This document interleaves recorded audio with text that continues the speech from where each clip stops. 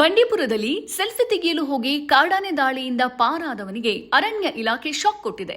ದಾಳಿಯಿಂದ ಬಚಾವಾದ ನಂಜನಗೂಡಿನ ವ್ಯಕ್ತಿಗೆ ಇಲಾಖೆ 25,000 ರೂಪಾಯಿ ದಂಡ ವಿಧಿಸಿದೆ.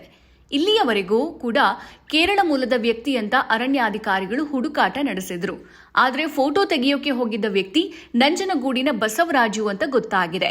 ಈತ ಘಟನೆ ಬಳಿಕ ಅರಣ್ಯ ಇಲಾಖೆ ಕಣ್ತಪ್ಪಿಸಿ ಕೇರಳಕ್ಕೆ ಹೋಗಿ ಕರ್ನಾಟಕಕ್ಕೆ ಬಂದಿದ್ದ. ಘಟನೆ ಬಳಿಕ ಮೊಬೈಲ್ ಸ್ವಿಚ್ ಆಫ್ ಮಾಡಿದ್ದ. ಕೊನೆಗೂ ಬಸವರಾಜನನ್ನು ಅರಣ್ಯ ಸಿಬ್ಬಂದಿ ಪತ್ತೆ ಹಚ್ಚಿ ಬಿಸಿ ಮುಟ್ಟಿಸಿದ್ದಾರೆ. ಇದೀಗ ಬಂಡೀಪುರದ ಅರಣ್ಯ ಇಲಾಖೆ ಅಧಿಕಾರಿಗಳು ಬಸವರಾಜು ಅವರಿಂದ ವಿಡಿಯೋ ಮಾಡಿಸಿ ಹರಿಬಿಟ್ಟಿದ್ದಾರೆ. ಈ ವಿಡಿಯೋದಲ್ಲಿ ಬಸವರಾಜು, ನಾನು ಬಂಕಾಪುರದ ದೇವಸ್ಥಾನಕ್ಕೆ ಹೋಗಿದ್ದೆ. ಅಲ್ಲಿಂದ ಬರುವಾಗ ಮೋಜು ಮಸ್ತಿಗಾಗಿ ಸೆಲ್ಫಿ ಫೋಟೋ ತೆಗೆಯೋಕೆ ಮುಂದಾಗಿದ್ದೆ.